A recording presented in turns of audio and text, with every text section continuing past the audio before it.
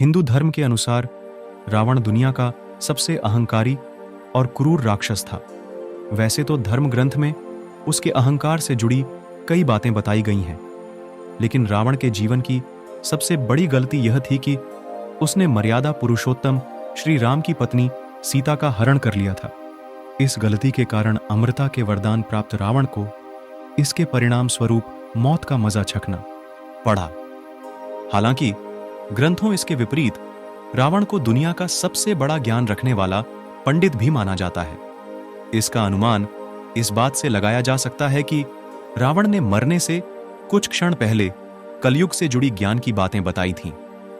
मरते वक्त रावण ने कलयुग से जुड़ी 3 खतरनाक बातें बताई थीं। ये ऐसी बातें हैं जिन पर आज के जमाने में अगर व्यक्ति गौर कर ले और उन बातों को अपने जीवन में कंठस्थ कर ले तो उसका जीवन सफल हो जाए। उसे अपने जीवन में कभी भी धोखा, निराशा और पराजय का सामना न करना पड़े।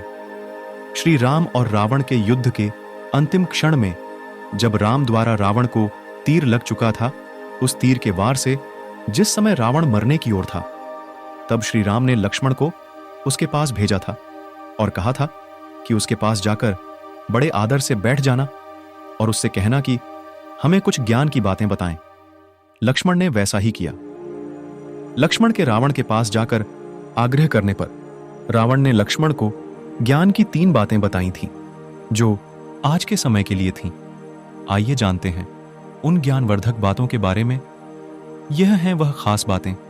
जीवन के अंदर जो भी शुभ काम है उसे जल्द से जल्द कर लेना चाहिए, और जो अशुभ काम है उसे जितना देर तक हो सके उतना टालना चाहिए, नहीं तो जीवन में पछताना पड़ सकता है।